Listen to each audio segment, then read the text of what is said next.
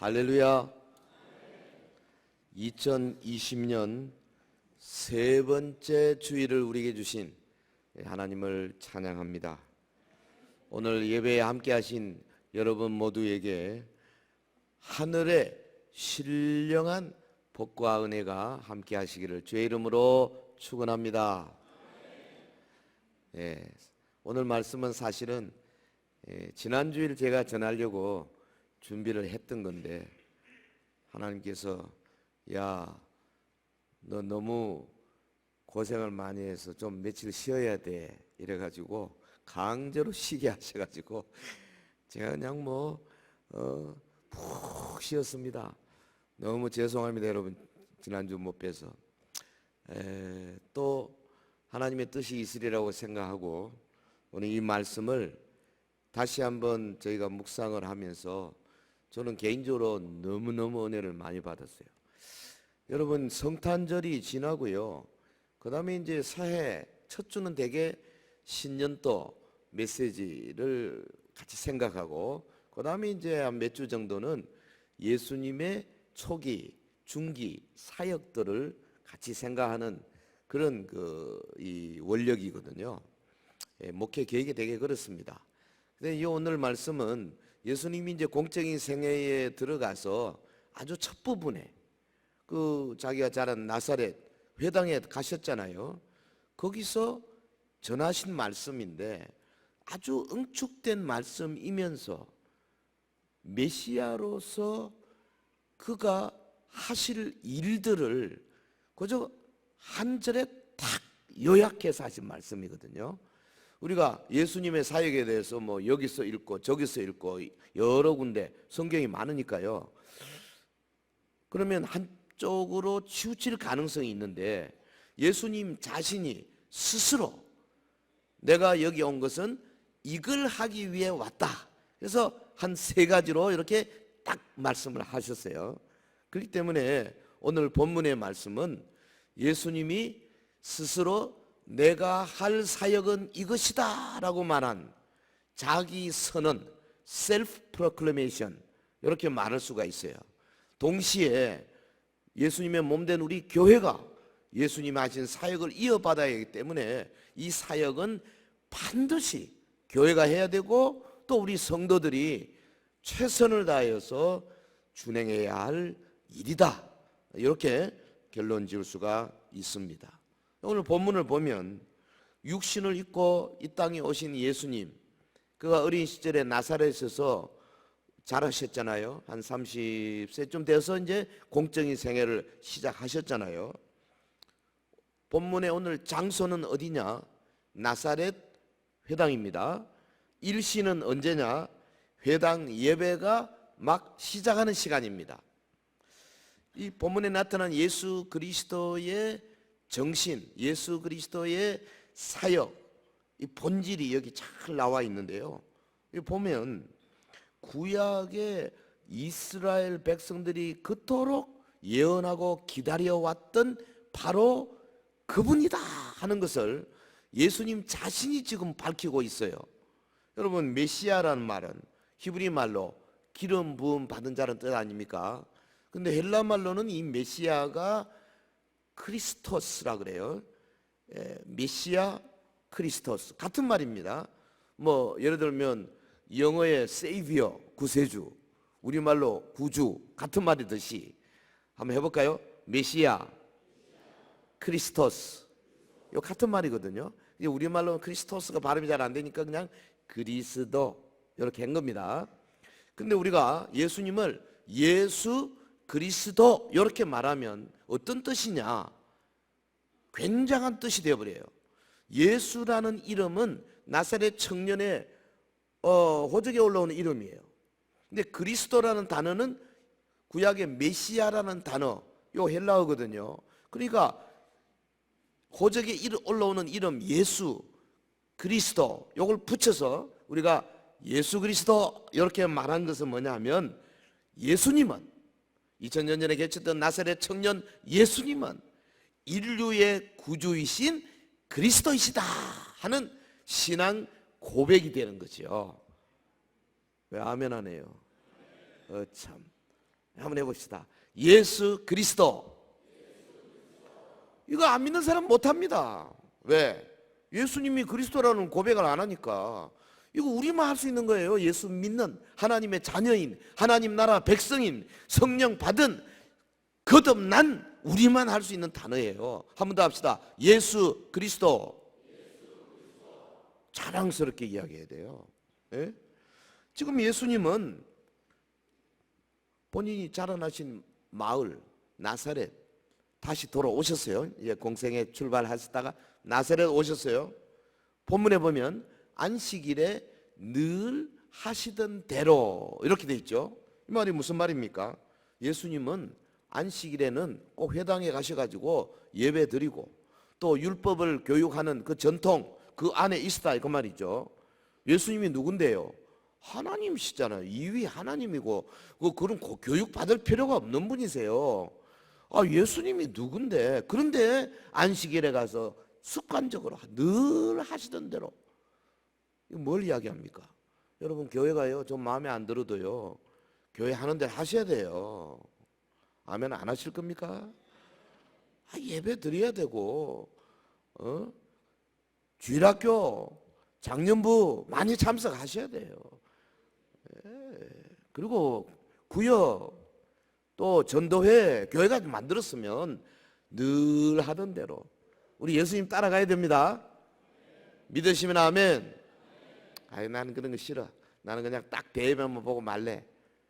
요렇게 말하는 사람은 형용사가 필요한데 나쁜 사람이에요. 나쁜 사람. 그러면 안 돼. 늘 하던 대로. 예수님 보세요. 이날 예수님이 회당 예배 중에 서셨어요. 본문에 보면 뭐 하려고 서셨습니까? 정말 빤히 보지 마시고 성경을 빨리 보셔야 돼. 뭐 하려고 서셨어요? 옳지. 성경을 읽으려고 서셨어요. 자, 보세요. 자, 두루마리 그 당시 성경은 이런 책이 아니지 않습니까?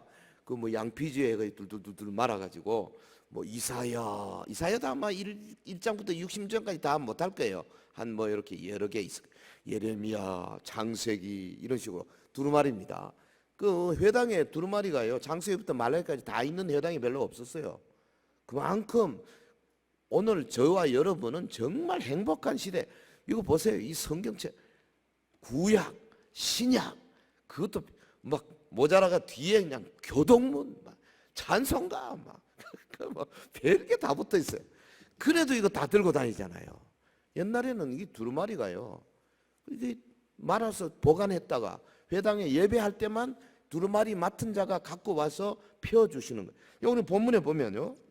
아니 이 두루마리를 넘겨드리는 사람이 뚜뚫 마른 걸 들여서 예수님이 펴서 찾은 게 아니고요. 이렇게 편 상태로 가져온 거예요. 왜? 이사야 61장 첫 부분 예수님이 읽으셨는데 본문 17절에 보면은 찾으시니 그랬거든요. 찾으시니 이 헬라말로 휴리스코란 말은요. 이거 막 예수님이 내가 이사야 예언 나에 대한 예언한 걸 찾겠다 이렇게 찾은 게 아니에요. 요거는 to seek 찾다 그런 뜻 찾는 게 아니고요. to find 그냥 이렇게 자연스럽게 본 거예요. 그럼 무슨 말이냐면 자 재연해 봅시다.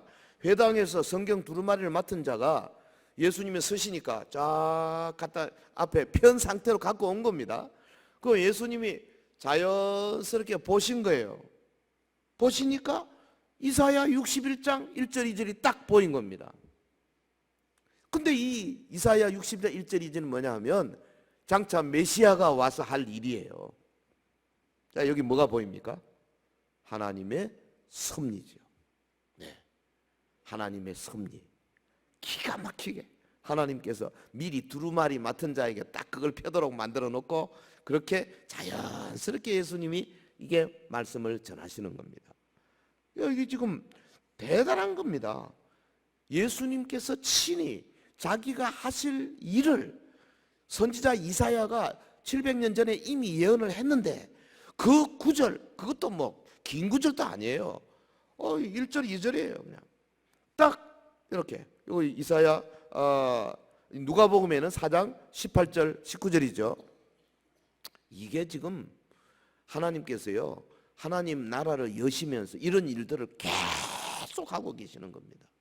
참 보면요, 목사가 설교하러 딱 섰는데 찬양대 지휘자하고 인원도 안 했는데 여호와를 찬양하라고 막 그 관계되는 설교가 쫙 나가고요.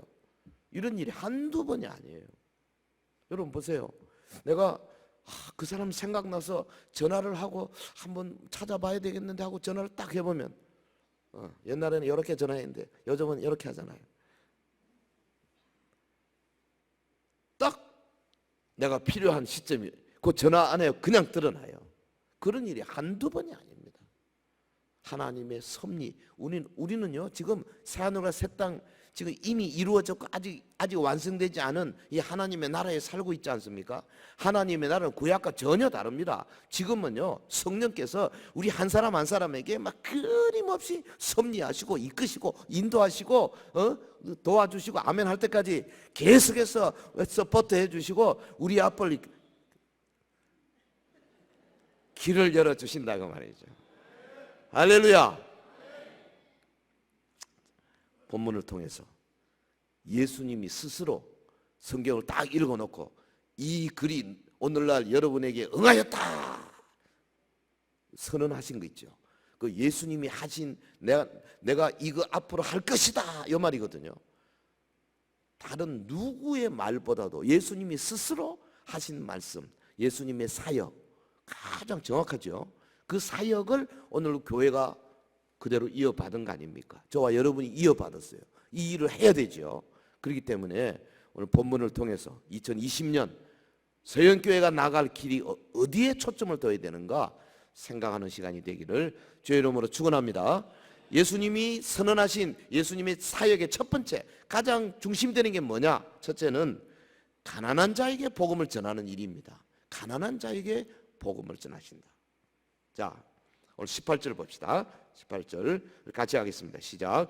주의 성령이 내게 임하셨으니 이는 가난한 자에게 복음을 전하게 하시려고 내게 기름을 부으시고 거기까지.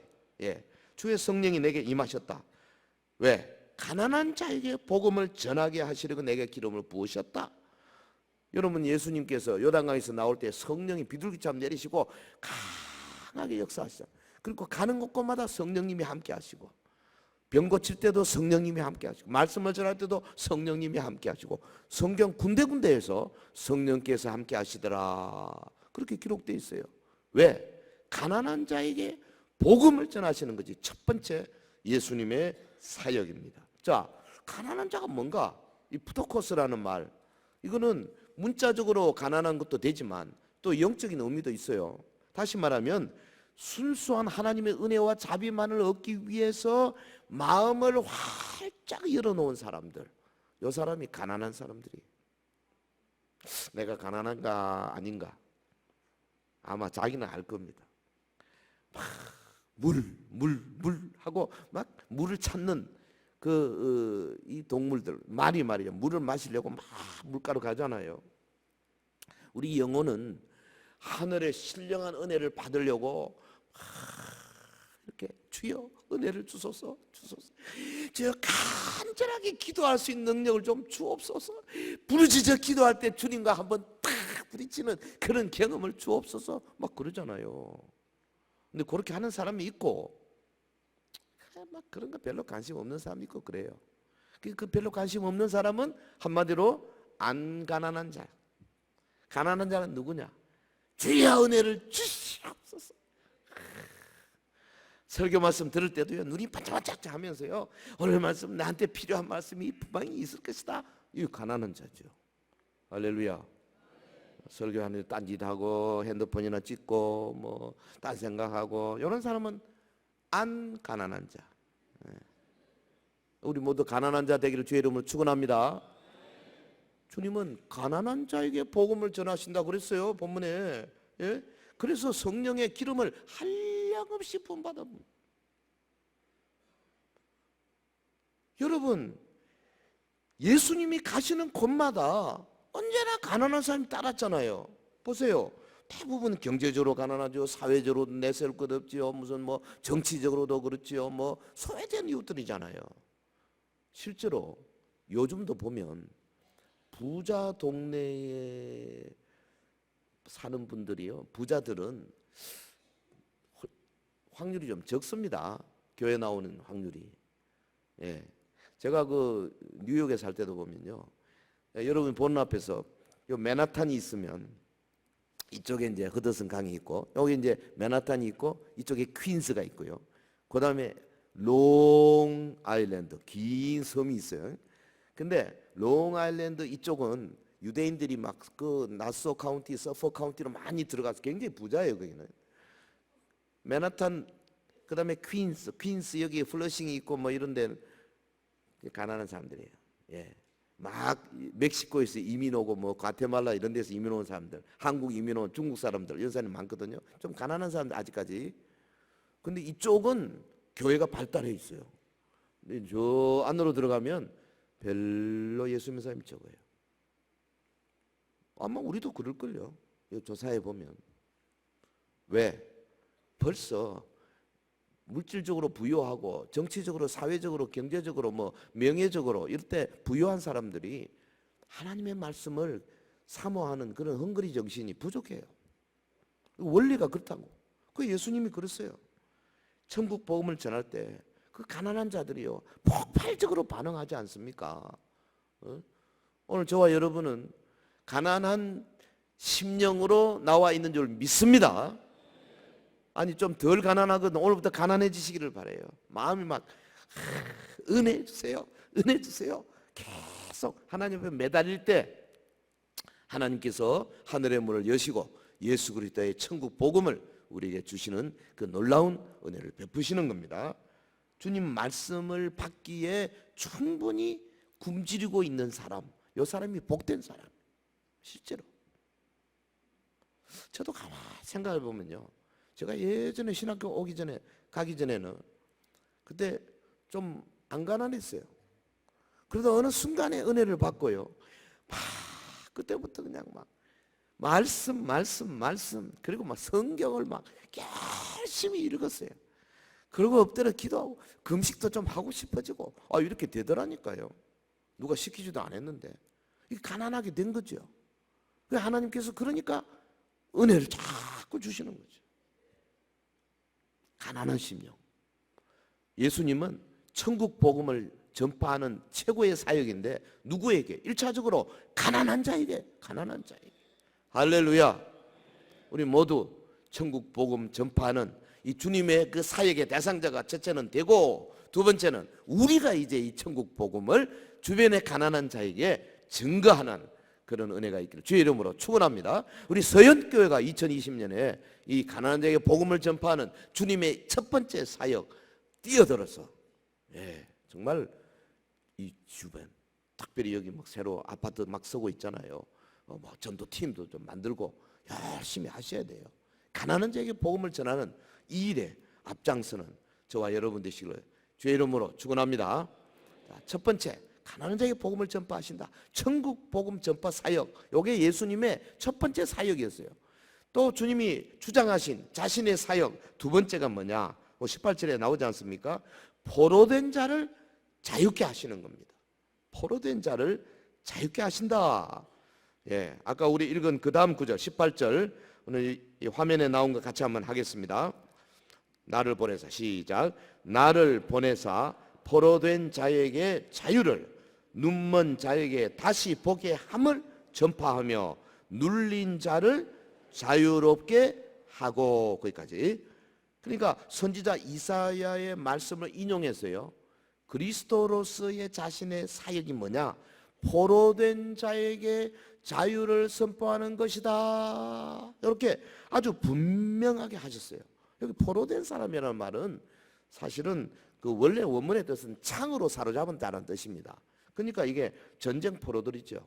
사실 유대인들이 그 바벨론에 잡혀갔지 않습니까? 느부갓네살 왕 그 군사들에 의해서 잡혀갔죠. 그리고 이제 거기서 70년 후에 돌아올 것이다 하는 예언하는 장면이거든요. 그렇기 때문에 여기서 이 포로된 자라는 것은 바벨론에 잡혀갔다가 다시 돌아오는 사람들, 그것을 예수님이 인용을 하시면서 어떻게 상징적으로 바꾸시느냐. 예수님은 요 구절을 죄에 포로된 자들을 영적으로 해방시키는 그런 것으로 말씀하고 계십니다. 그렇습니다. 18절 우리 다시 한번 보겠습니다. 나를 보내사 포로된 자에게 자유를, 눈먼 자에게 다시 보게 함을 전파하며 눌린 자를 자유롭게 하고. 보세요. 실제로 예수님이 사역하시면서 눈먼 자를 다시 보게 하셨잖아요. 억눌린 사람들을 자유케 하신 일에 혼신의 힘을 쏟으셨어요. 여러분, 온 인류를 죄와 사망의 그늘에서 해방시키는 그 사역, 예수님의 사역이에요. 죄의 노예가 되어서 세상의 근심과 걱정에 찌들어 있는 그런 불쌍한 고통받는 사람들을 자유케 하시는 일. 그러니까 예수께서 죄로 인해 신음하며 고통받는 이들을 그 고통에서 건져내시는 사역, 이렇게 요약할 수 있겠습니다. 포로된 자를 자유케 하신다. 다른 말로 하면 고통에서 건져주시는 사역, 이거를 내가 하러 이 땅에 왔다. 예수님이 스스로 선언하시는 장면입니다. 고통에서 건져주신다.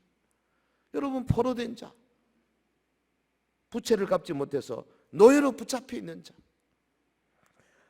눌린 자가 누굽니까? 압제당하는 자, 사회적으로 보호받지 못하는 약자, 장애인들. 뭐 우리나라 같으면은 뭐 많죠. 약자들, 차상위 계층들, 혹은 뭐 기초수급자들, 혹은 뭐 탈북자들, 또 이 땅에 와 있는 조선족들, 또 이주 노동자들, 다문화 가정들, 뭐 이런 사람들이 다 약자 중에 하나잖아요. 예수님이 지금 하신 말씀의 대상자입니다. 이들을 내가 건져주러 왔다. 다른 말로 하면 오늘 교회가 관심을 가져야 할 이웃이 바로 이들이다, 그 말이죠. 여러분, 교회가 이 약자들에게 관심이 없으면 이미 교회의 길을 포기한 거예요. 오늘 한국 교회가 이 면에서 많이 회개해야 된다고 저는 혼자 개인적으로 생각합니다. 주님 말씀하셨잖아요. 내가 의인을 부르러 온 것이 아니요 죄인을 불러 회개시키러 왔다. 예수님은 자신의 사역 목적이 죄와 사망에 포로된 자들, 세상 근심 걱정에 억눌린 자들, 고통 가운데 있는 자들, 이들을 건져주는 일에 있다. 이걸 아주 분명하게 말씀하셨어요. 예.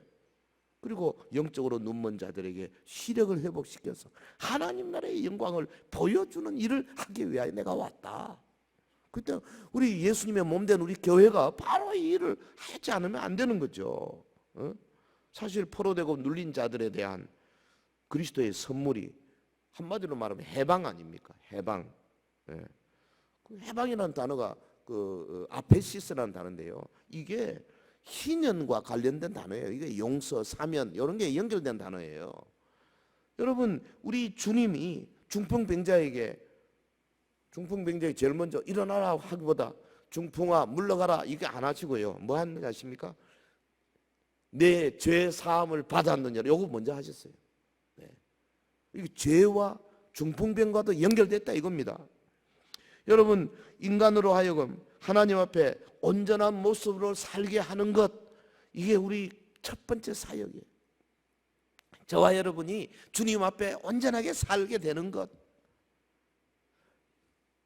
하나님 앞에 제대로 살지도 못하면서 이 땅에 돈, 건강 뭐 이런 거 누려봐야 그건 말짱 헛겁니다. 그거 첫째, 죄로부터 해방되는 게 이게 가장 큰 거거든요. 예? 교회의 중대 사역, 눈먼 자를 다시 보게 하는 것, 이 큰 사역입니다. 포로된 자를 자유케 하는 것, 교회의 우선적인 사역입니다. 눌린 자를 자유롭게 하는 것 또한 우리가 심혈을 기울여 추진해야 할 사역이에요. 우리나라에도 보면 뭐 굿네이블스도 있고 무슨 뭐 월드 비전도 있고 또 제가 일하고 있는 나눔과 기쁨도 있고 뭐 이런 많이 있잖아요. 이런 사역들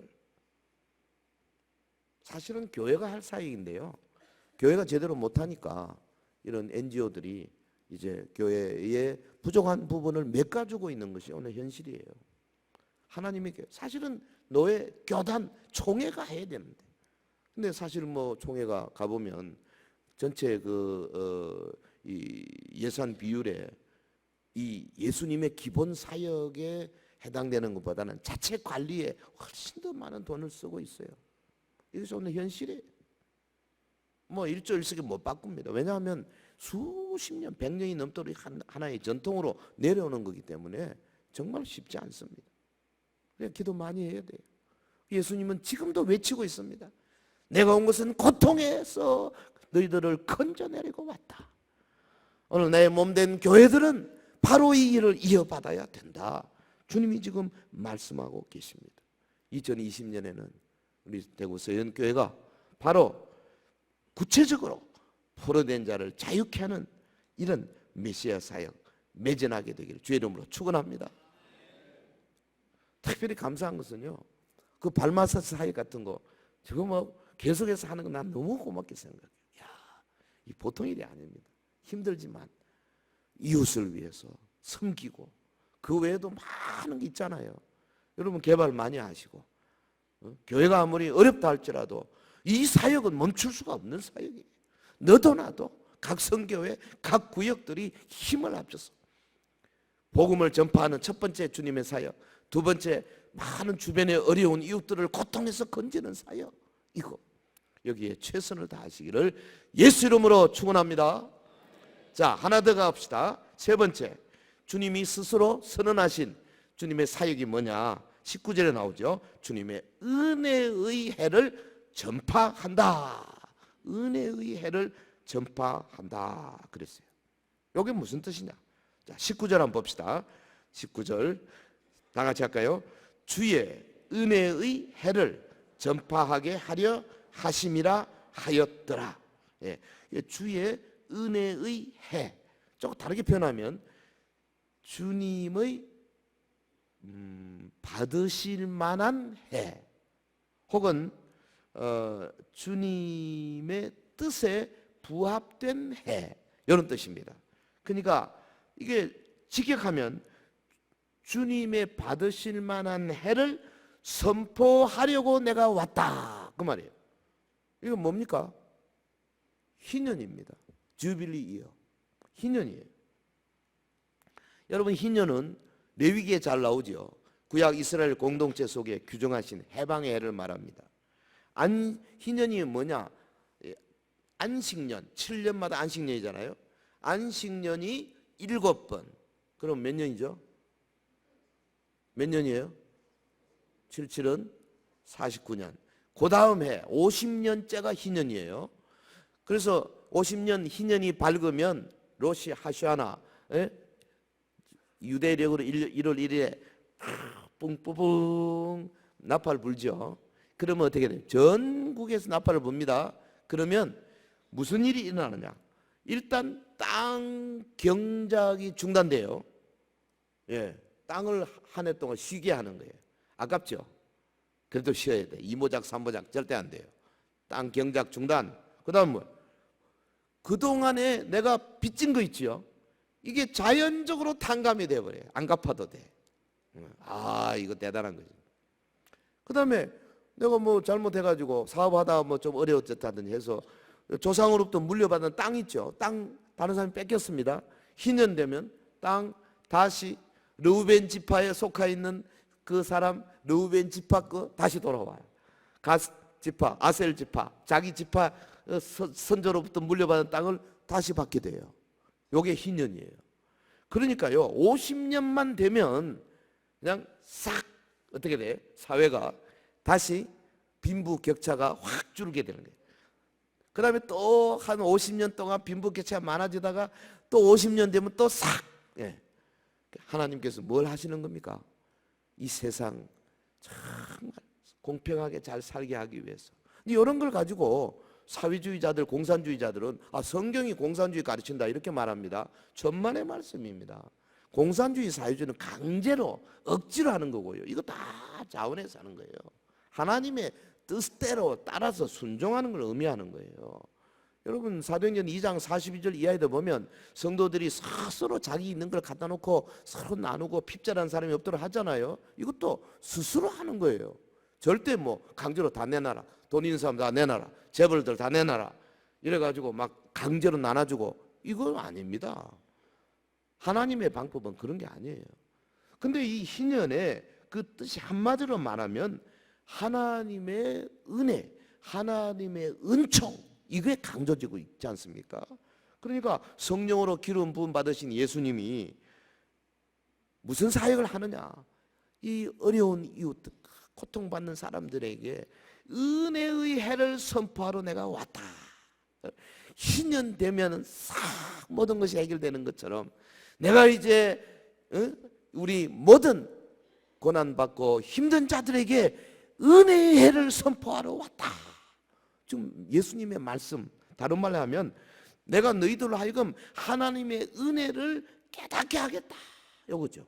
하나님의 은혜를 깨닫게 하시는 사역, 이게 예수님의 사역. 전국 복음 전파 사역, 그 다음에 고통 가운데 건지는 사역, 그리고는 온 인류를 향해서 하나님의 은혜를 깨닫게 하는 사역. 여러분 보세요, 이 풍성한 은혜, 예수님이 오셔서 이제 제자들을 가르치시고 통해서 교회가 생기고 전 세계로 하나님 복음의 말씀 전파되면서 막 하나님의 은혜가 어떻다는 걸 계속 전 세계로 퍼져나갔어요. 언제까지? 주님 재림시까지. 그리고 재림 이후에 이 은혜가 현실적으로 완성이 되게 될 것인 줄 믿습니다. 그러니까 이 퍼져나가는 이 사역을 누구한테 주셨느냐? 주님이 성천하신 다음에 보혜사 성령을 보내시고 교회에 주신 거죠. 여러분 서연교회도 바로 주님의 은혜의 해를 막 선포하는 사역에 일선에서 뛰어들 책임이 그 어느 교회보다 크다고 나는 생각해요. 보세요, 100여 년 전에 일제 치하에서 분연이 일어나서 대한독립 만세를 태극기를 들고 외쳤던 그 3.1 운동의 정신, 그리고 지금도 우리나라 자유민주주의와 시장경제의 기본 이 성경적인 가치관을 가진 나라를 다시 회복시키기 위해서 광화문에서 그 밤에 청와대 앞에서 지금도 고생하면서 부르짖고 있는 수많은, 그게 뭐 안 믿는 사람들도 많지만 그게 우리 그리스도인들이 얼마나 많습니까? 특별히 밤에 철야하는 분들은요 거의 아마 다 그리스도인들일 거예요. 그리고 계속 찬송하고 기도하고 말씀 받고 하지 않습니까? 보십시오, 아스팔트 위에서 수개월을 지속적으로 부르짖는 이런 일이 하나님이 하지 않고는 이게 되겠습니까? 저는요 하나님께서 지금 우리나라를 어마어마하게 크게 변화시키는 하는 핵심에 우리 기독교 성도들을 사용하고 계신다, 이렇게 느끼고 있어요. 이 나라는 물론 뭐 우리가 태극기를 든다고 해서 나라가 갑자기 바뀌고 그러지는 않을 겁니다. 그러나 이 세력이, 영적인 세력이 장차 하나님 큰 섭리에서 남북이 통일이 되고 새로운 나라가 오게 될 때 이게 하나의 에너지원이 되어서 북한에 강력한 전도의 열풍이 불어일어날 것이고 전 세계에 선교의 열풍이 일어나게 될 줄로 믿습니다. 그래서요 여러분 기도하면서 특별히 우리 이 서영교회가 대구를 책임지는 그런 자세를 가지고 우리 주님 지금 하신 것처럼 풍성한 은혜를 선포하는 일에 앞장을 서야 된다니까요. 예? 왜? 이 은혜를 세상 안 믿는 사람들은 이거 알지 못해요. 그들은 하나님의 아들을 보내셔서 십자가에 피 흘려 죽게 하심으로 자신들의 죄의 짐을 모두 해결했다는 소식을 알지 못하고 있어요. 그들은 교회를 통하여 주님의 은혜가 온 세상으로 퍼져나가는 사실에 아직도 아주 깜깜하고 있어요. 그렇기 때문에 우리가 선포해야 되는 거죠. 여러분 월화수목금토 우리가 일하는 처소나 만나는 사람들이나 내가 소속된 모든 여러 가지 환경을 통해서 하나님의 은혜의 소식을 전해. 어떤 은혜? 주님이 오셨다. 그가 육신을 입고 이 땅에 오셔서 죄 해결하셨다. 그가 우리를 위하여 교회를 세우시고 하나님의 은혜의 해를 선포하셨다. 이제 곧 주님이 오실 것이다. 찬란한 천년 왕국이 열릴 것이다. 그때는 다시는 눈물이 없고 다시는 고통이 없는 세상이 올 것이다. 그런데 오늘 저와 여러분 이미 거듭난 영혼은 이 땅에서 하나님의 나라를 살고 있다. 막 전하는 거죠. 섭리, 하나님의 섭리가요, 구약과는 비교되지 않을 만큼 엄청난 스피드로 섭리가 이루어지고 있잖아요. 한 사람 한 사람이 희한한 일들이 많이 경험할 수 있도록 하나님 만들어 가시지 않습니까? 이게 예수 믿는 재미 아니에요? 아까 예수님이 딱 서니까 두 마리의 편자가 이사야 61장 1절 2절을 딱 펴내가지고 갖고 왔잖아요. 그 예수님이 이렇게 넘길 필요가 없었어요. 그냥 바로 보시고 이 글이 너희에게 응하였다 그랬어요. 이게 어마어마한 그 많은 양 가운데 딱 그 구절을 펴서 이렇게 한 거, 이거 하나님의 섭리예요. 하나님은 오늘도 정말 주님을 따르는 모든 자들에게 여러분의 일상생활 속에서 이 놀라운 섭리들을 끊임없이 하고 계신 줄 믿습니다. 여러분 베드로의 사역 속에서 이런 섭리가 계속 있었고요, 사도 바울의 사역 속에서 계속적으로 이런 섭리가 있었지 않습니까? 교회사 2000년 동안에 수많은 주의 믿음의 선진들이 사역하는 그 기록들을 읽어보면 미국의 그 선교사 브레이나드 같은 그 젊은 사람의 그 일지를 한번 읽어보세요. 하나님이 어떻게 이끌어 가셨는가 엄청납니다. 왜 우리는 그렇게 하면 안 됩니까? 우리도 그렇게 섭리 받고 살아야죠. 하나님 말씀에 굶주리고 가난하고 정말 주님께서 고통에서 우리를 풀어주신 이 죄짐에서 풀어주신 것을 감사하고 나도 주님처럼 일을 하겠습니다 헌신하게 될 때 주님의 강력한 인도와 섭리가 함께 하는 줄 믿습니다. 그 괌에 가면은 어느 굴이 하나 있는데 그 정글 속에 그 굴 속에서 그 일본의 그 병사 요코라고 하는 병사가 이사제인데 참전했다가 자기 부대원들은 죽고 혼자서 도망쳐가지고 그 굴 속에서 27년을 살았다는 거 아닙니까? 그걸 발견이 됐어. 완전히 짐승이죠. 발견이 됐는데 당신 왜 이러고 있냐고 그랬더니 이 양반이 그랬대요. 아직 전쟁이 안 끝난 줄 알고 자기 친구들은 다 죽고 그래서 겁이 나가지고 나오지도 못하고 27년간 그렇게 살았다는 거 아닙니까? 아이고 이렇게 멍청하고 바보 같은 사람 어디 있어요? 근데 모르면 그렇게 되는 거예요. 예수 그리스도의 은혜를 모르는 사람은 그러고 사는 거예요. 지금도 이거 알려줘야 된다니까. 그래서 주님이 은혜의 해를 선포하려 왔다 말씀하는 거 아닙니까? 이게 복음이에요. 예수님은 복음 시대의 막을 여시면서 이렇게 자비와 사랑과 그 하나님의 은혜를 먼저 선포하신 겁니다. 죄인의 질병을 고치면서도 예수님 뭐라 그러셨어요? 소자야 안심하라 내 죄 사함을 받았느니라. 얼마나 좋아요. 가늠하다 잡힌 여자를 구해주면서 나도 너를 정죄하지 아니하노니 다시는 죄를 범치 말라. 이게 얼마나 은혜의 음성입니까? 우리 교회가요 사실은 이런 단체가 되어야 돼. 누가 혹시 뭐 좀 잘못해도요 가서 막 정죄하고 막 뒤에서 막 이렇게 맞고 소자야 네? 한번 해볼까요? 같이 합시다. 소자야 안심하라 내 죄사함을 받았느니라. 형제여 안심하십시오. 주님이 당신의 죄를 용서하셨습니다. 이렇게 해야지. 그냥 막 뾰족해가지고 안 좋습니다. 주님이 원하지 않나 그 말이죠. 사랑하는 성도 여러분,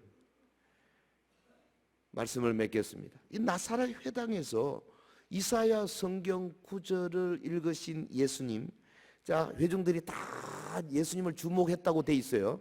주목하니라. 그러니 예수님이 뭐라 그랬어요? 21절에 보면 이 글이 오늘 너희 귀에 응하였느니라. 얼마나 놀랬겠습니까? 나사렛 사람들이. 아니 이거 메시아 보고 한 이야기를 말이지. 우리가 다 아는데 말이야. 요셉과 마리아의 아들이 아니냐. 그 동생 야고보와 또 누구죠? 야고보와 유다와 뭐 내가 우리가 알고 있지 않냐? 지도 나이 30 거의 될 때까지 대패 쓸고 말이죠. 목수였지 않느냐?